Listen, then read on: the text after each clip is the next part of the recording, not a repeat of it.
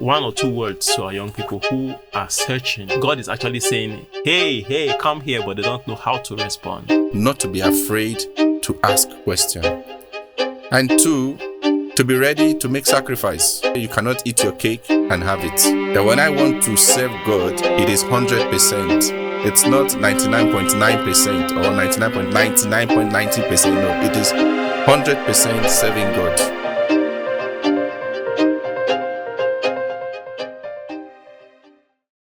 Hello viewers, and welcome to another episode of The Vocations.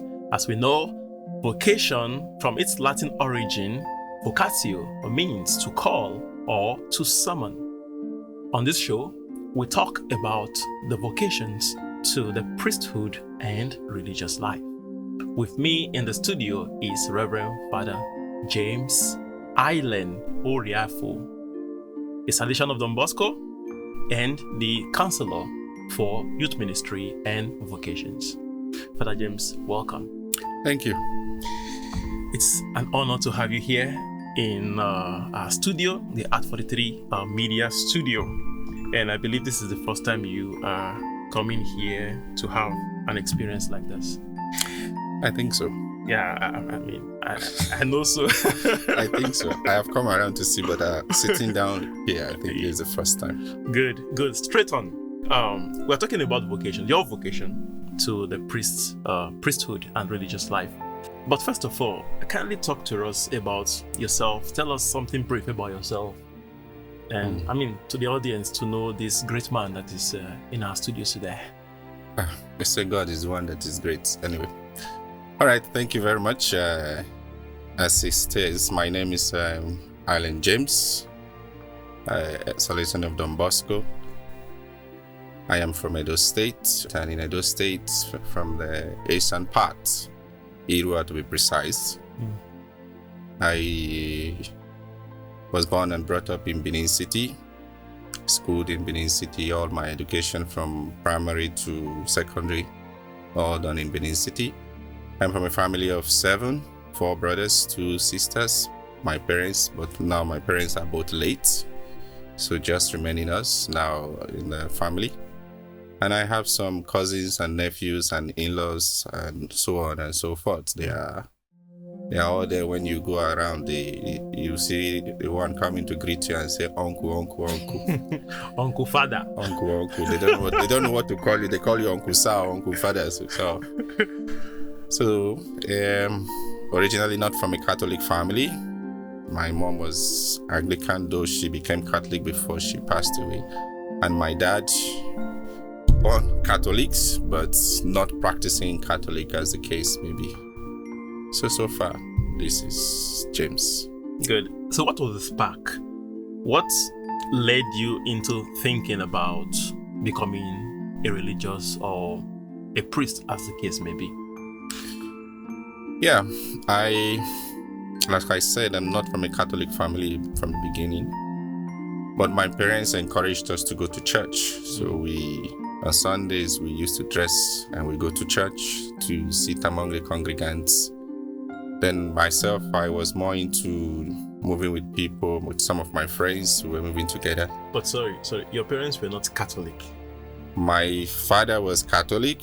Oh, okay. But not practicing Catholic. My mom was an Anglican, but she became Catholic before she passed away. Oh, okay. So like I said, moving with friends, and in our area, there is what is called the Block Rosary Crusade, BROC for short. And this crusade, they meet every evening, is to follow the footsteps of the Blessed Virgin Mary, remembering the 3 children of Fatima of 1916-1917 experience. So every evening we come together, we pray, we have catechesis and some other functions which we do. So with that I kept on going with them, and from there I joined the catechism class, where I became baptized at the age of 12, and at 14 I received the sacrament of confirmation. Then I became a member of the Catholic Youth Organization in the parish. From the parish, I now went to the deanery and to the Archdiocese of Benin. I was working more into youth experience. My dad those days used to joke that if I'm not in the house, I'm in the church. So though my brothers one likes to go and play football, those days when you see the car coming from the junction, everybody jump into the house. But for me, I have access to go freely because I was one going to church, while the others were going to play football and do other things. So my dad was not having issue with me. Even when I come back late in the night, he says he's coming from the church. Were you actually coming from the church? Obviously, I was coming from the church. Okay. Don't worry about that. So going there and having this experience with my friends, and with that, it was gradually. I was also close to the parish priest, then Monsignor Mesa, then Dr. Cyril Ofuegbu, Father Salamit, Gowan Yakubu. So there was also Father Bernardine, who is now currently in US serving there. So I was more close to them, and we were having this moment of interaction. So I felt so much at ease with them, even though I was not interested in becoming one of them, but I was more happier being with them and interacting with them and working in the church. So as I was growing up, we were 3 in number, John, Thomas, and myself. John was the one in the minor seminary, so we knew already he was going to be a priest. While Thomas and myself, Thomas was in the Legion, I was in the Block Rosary Crusade and in Sion, so all of us were together. So later on, Thomas took the step and said he was going further to go and become a priest, and myself, I was waiting. Then my late parish priest, Dr. Cyril Ofuegbu, was the one who said, if you are ready to go to the diocese, I will recommend you to go to the diocese because you're already in the church. So, But I told him I'm not interested in the diocesan life. I have seen them, but I'm not interested in that. I think I need something different to make a different experience from what I am seeing. So that was when John came one time from holidays, and he gave me something about Don Bosco, brought the picture and said, there is this priest, an Italian priest who founded the congregation, and I think you'll be interested in it. So I took interest in it, and I think internet was just coming out freshly that time. So I went to the internet, Googled a bit, read something about him. Then I discovered that they are in Nigeria. So I wrote a letter to them, and I got an invitation. I used to call that letter the Epistle of Father Silvio. It's 4 pages, but 4 pages font size 8. So if you make it font size 12, you know you're getting close to 8 or 9 pages. And what captured my attention was when he wrote there that they wake up at 5 in the morning. From 5, they do all their work. From 5, there's no siesta till 11 p.m. in the night. So I was saying, what kind of crazy people are this one? So let me go and see how these people live their crazy life. That was what took me to Ondo for the first time. And I arrived there, I saw the environment. I was there for 2 weeks. They call it come and see experience. So I came and I experienced them. We had other companions who also came to have that experience. So at the end of the 2 weeks, I was sitting down on the football field. There is this podiums they have there. I was sitting down there, so Silvio came and sat close to me, and we were talking. Then he now said, I hope you will come back. I told him I cannot give him an answer whether I will come back or not. First, I want to go home. Just want to go home and live my normal life. He said, no problem, but he hoped that I will come back. I said, no problem. If I will come back, I will let you know. So I left. I left. After 1 month, I didn't respond. 2 months, I didn't respond.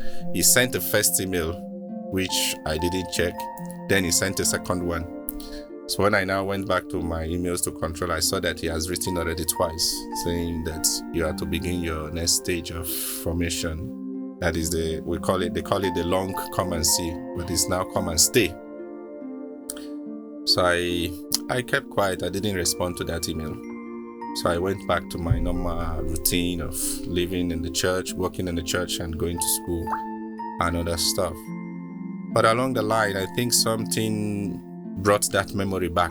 The memory of the 2 weeks experience I had in Ondo. So that kept me thinking, perhaps maybe there is something deeper that I could find there, because I love so much the experience of being with the young people, running with them, I think that time was also the moment of holiday camp that we are having now. You see 600, 800 children jumping in the same compound and everybody is happy. So that's really took my attention, but I think I needed more time to think before taking the step. So I went back and I stayed with them, and today that is who I am. Beautiful.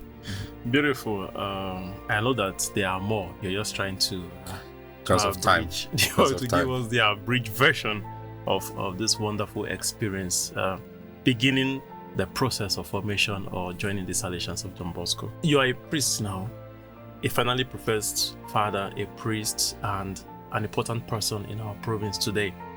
What is the process that led to this point? There's always like you said, vocation is a call, and I sometimes rephrase it and say it's a call, but also we search for God.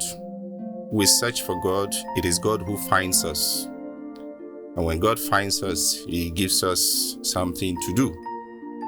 So we are always in search of Him, and He is the one who finds us. We don't find Him, but He finds us. Somebody said this is a deep theological reflection. Yes, it's something that I am reflecting on, and I think in the future I will put something down about it. This search for God, of not finding God, but God finding us. So when we search for Him and that possibility of Him finding us come, the experience of the come and see to come in for Salesian formation is the first point of contact, to come and have an experience of who Salesians are. Because when we talk about Salesian in Nigeria, some people think they are Celestial Church of Christ. When you say you are a Salesian of Don Bosco, they say you are a Sele. So they always equate us with this Sele. Even some Catholic priests who are the assistant, when you say you are a Salesian of Don Bosco, they'll be wondering, is that a congregation? Is that a Catholic church or what have you? So to come and see this, put in inverted comma, Salesians of Don Bosco, how they live their life. So that experience of come and see comes in from the very beginning. Some are weekend experiences, some are just one day experience. Then after that, we have what is we now currently, because we have centralized everything within the province from my office. So we have what is called the National Come and See. The National Come and See is the candidates coming from the different communities within the country. So they all come together to have a 1 week experience where they can have group dynamics, interaction, reflections, and prayer moments together amongst themselves. So among these many that will come together, we call it come and see in a 2-dimension way. They come to see, but we are also seeing them. So in the process, at the end of the experience, we make a discernment, and some of them are called back. They are called back to begin what we call the aspirant stage, where they now go to, we have three communities for this stage. One is in Onitsha, one in Ondo, and one in Koko. Koko was recent. So we split them into 3 and send them to these 3 different communities for 1 year, where they have the aspirant stage, which we call a deeper understanding of Salesian life and youth apostolate. So after 1 year of aspirant stage, at the end of the day, there is also what we call the discernment process again, to see how far they have grown and how far they have deepened this knowledge and thirst for God. And if not all, some of them are called back again to begin their what we call the pre-novitiate experience. The pre-novitiate experience is 9 months. They have that in Akure community with a new church pre-novitiate experience. Where did you have your own pre-novitiate? My own, I had it in Ondo, the then Ondo.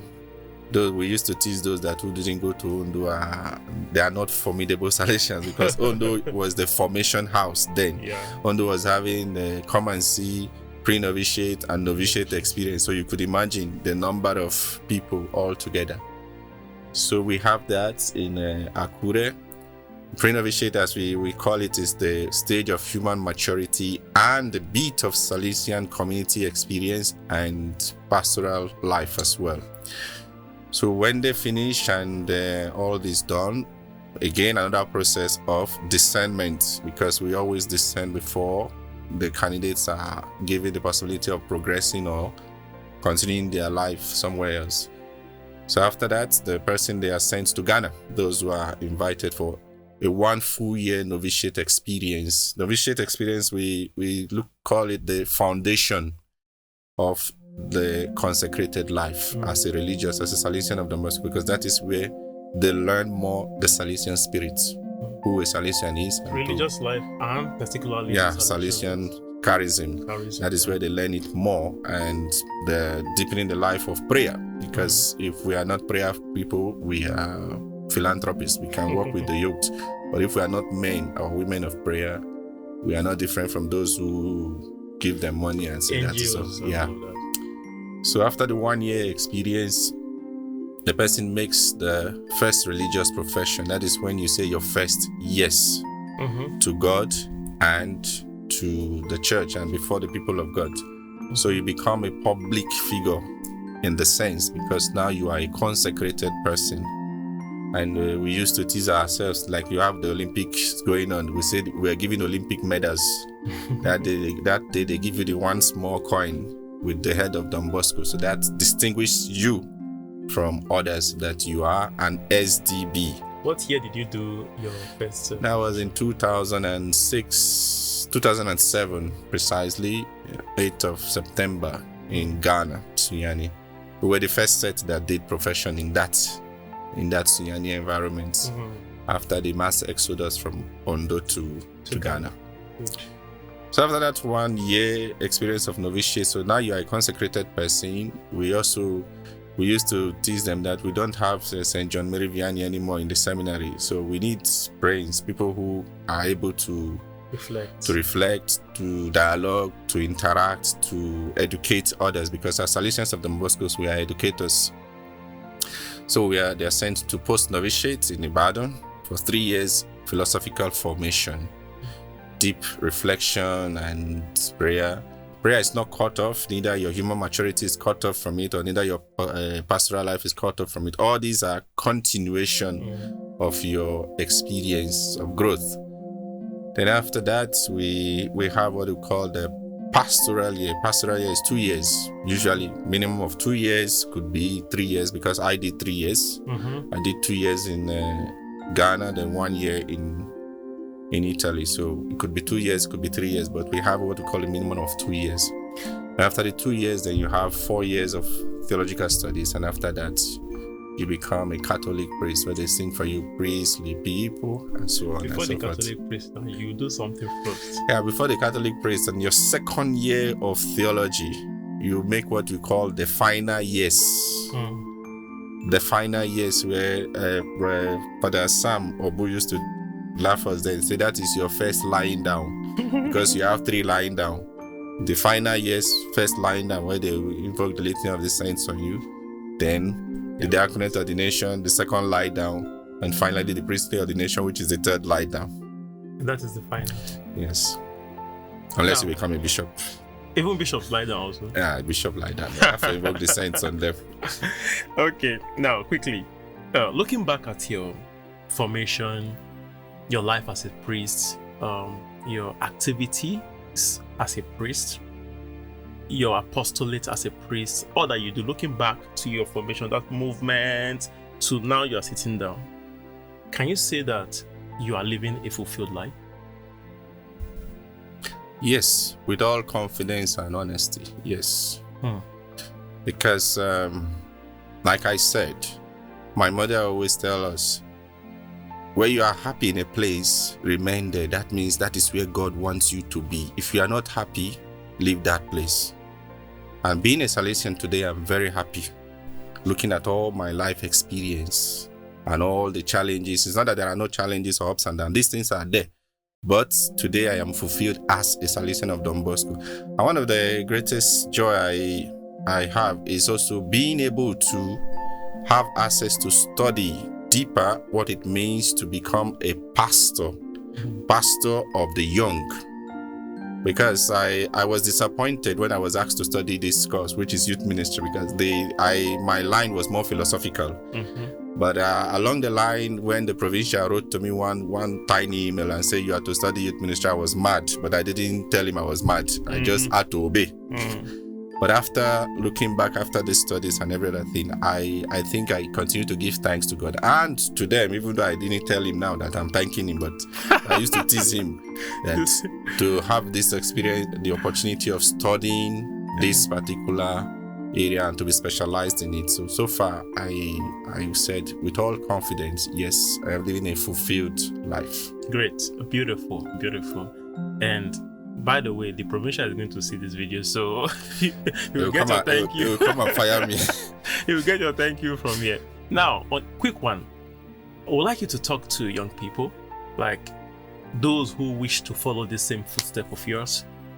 Many of them might have actually the same experience as you, and they don't know how to go about it, who to talk to. They don't have that friend that showed them the image of Don Bosco and say, okay, this guy is the founder of a particular religious congregation that deals with young people. They might not have it. So, one or two words to our young people who are searching for God, and God is actually saying, hey, come here, but they don't know how to respond. Okay, I think in our world today, it's difficult to hear the voice of God with the many noise we have and with the many, put in inverted comma, the things that we have that is calling them the young people. But I think it is also possible that among these many distractions, there are those who are really sincere, who really want to respond to the call of God. But I would tell them not to wait for somebody to point it out to them. They can equally ask questions. Because if they don't ask, they don't know. They can go closer to people and to be guided. It's not to wake up and say, I have decided. You have not decided, but you're only searching. But the Lord always speaks to us through different means. When I see somebody that I think I can meet, I can walk up to the person and say, Father or brother, I see the way you live your life and it's attractive to me. And I want to know more about this experience. And I think within me, the Lord is asking me of something. So that, I think, will be the first step, not to be afraid to ask questions. And two, to be ready to make sacrifice. Because as I say, you cannot eat your cake and have it.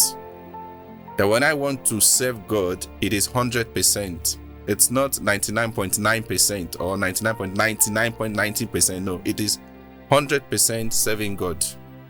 So when I say I want to give my life to God, I have to let go of what is within the word. You've heard him. You've heard our counselor for youth ministry and vocations, sharing with us his life experience and his vocational experience, his vocation history. And we really, really thank you for stopping by to have this conversation with us. I'm very sure a lot of people will get inspired by your words, by your experience, by your encounter and all of that. So we thank you so much. Thank you for coming. Thank you very much. We have come to the end of this episode of Vocations. Stay tuned for more episodes. I am your host, Tony Mabio.